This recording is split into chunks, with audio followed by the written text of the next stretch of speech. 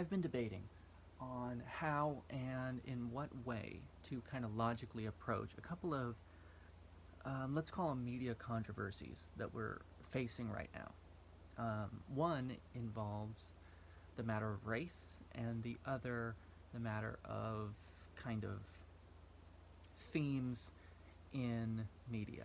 All right, so let's talk about the first one, and it's The Woman King. It's a film starring Viola Davis. From what I hear, from a just engaging film standpoint, supposedly it's really good, entertaining, enjoyable, well scripted, you might say.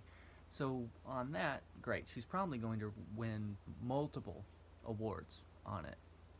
But the problem that has been surfacing on it over and over and over again, quite frankly, is the problem that it is very historically inaccurate. And the major problem with that is that it portrays itself based on true stories, based on true events. And yet, it's actually the inverse of that. It's taking true events, flipping them on their heads, and portraying them as fact. That's a problem. And it's something that I didn't realize until I was kind of going through my memory while I was thinking about this stuff. I actually had heard of the Agoji and the Dahomey tribe before, and it was in a book that specifically spotlights the greatest military blunders in history, and most of which are the inability or unwillingness to recognize the impact of terrain, technology, changes in tactical revolutions throughout history.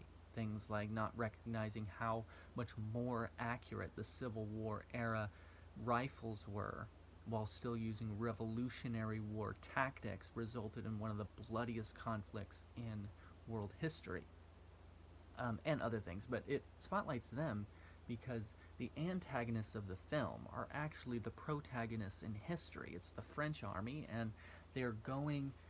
This conflict is incited because France wanted this tribe to stop enslaving other human beings, and they didn't want to do it.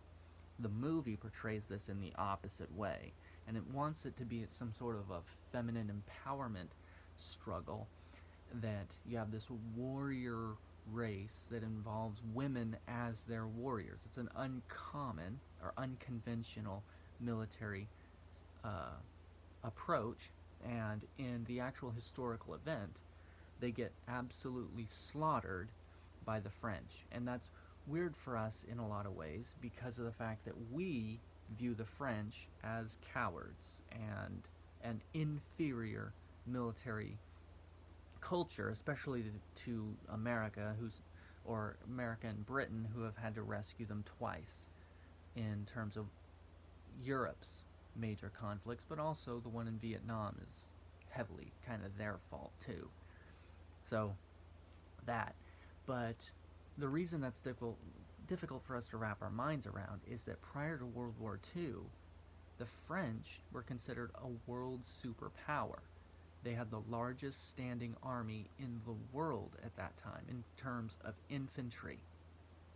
And that's one of the reasons why they were such a dominant force in the interiors of major continents.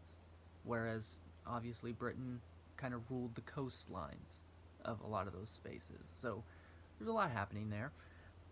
But as I was thinking it through as well, something else got brought up to my memory, and that's Assassin's Creed.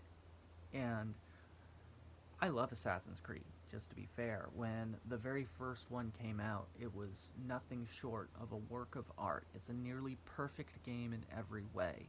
The gameplay loop and the graphics quality, and it's just really fun and enjoyable. And it resulted in something of kind of a landscape revolution for how games would be made and played for a while after that. And the problem with them is that they also kind of try to create a historical narrative backdrop that's also the inverse of historical truth and reality.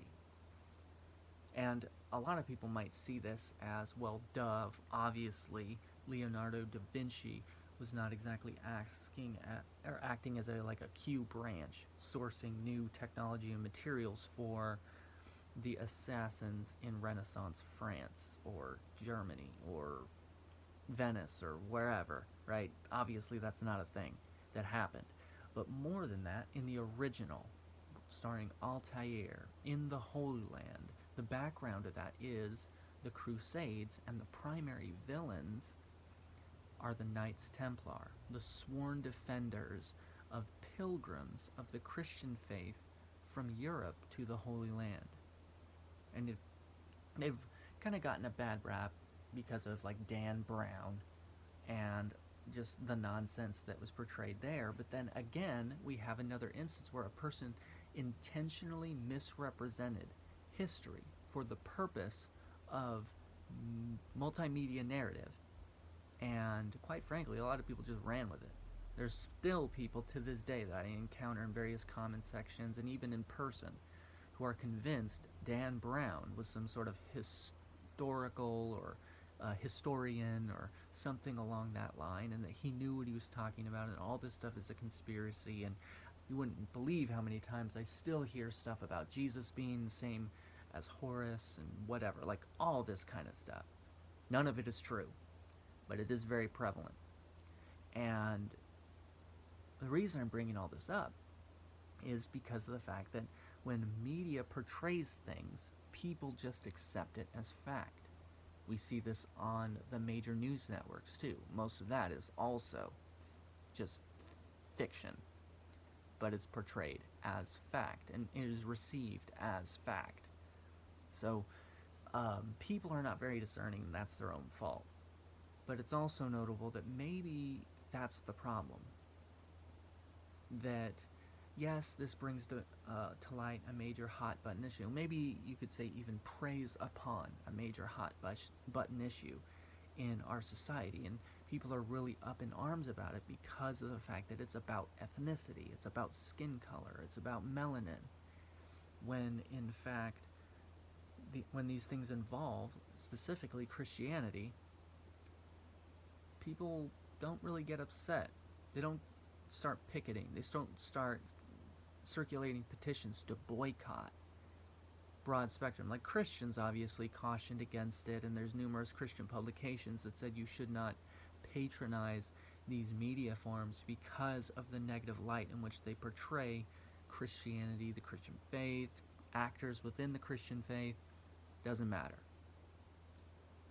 To this day, Assassin's Creed is one of the most profitable and one of the most well-recognized, well-awarded, and in a lot of ways, in due part, that these games are well made. They're incredibly crisp, and they're good. They are genuinely good. They're entertaining. And I think it brings to light as well that we have a problem in America of relying too much on entertainment for our history, for our facts, for our knowledge. This goes from things like History Channel, which like portrays flat Earth and ancient aliens more often than it does actual history anymore, right? And it also goes down to that maybe we should rely more on scholarly effort instead. Maybe. And that I think a lot has to be said about the fact that the war, if we want to use that kind of rhetorical language, about this is being waged not in scholarly sectors, but also in an entertainment sphere, on TikTok, on YouTube, on Facebook Reels, wherever. It's being waged in an entertainment forum as well, so that people are still leveraging the exact same thing that is corrupting that historical narrative, maybe to their benefit. And there's an old, I want to say it's C.S. Lewis, but I don't know for sure off the top of my head, but there's an old saying that says that lies can circuit the world before the truth even has its boots laced up. That rumors travel faster than the truth. We know these things to be facts, right? That it's just true, right? Whisper a rumor, something that is a bending of the truth about someone, and the entire school, the entire workplace, the entire wherever knows about it overnight.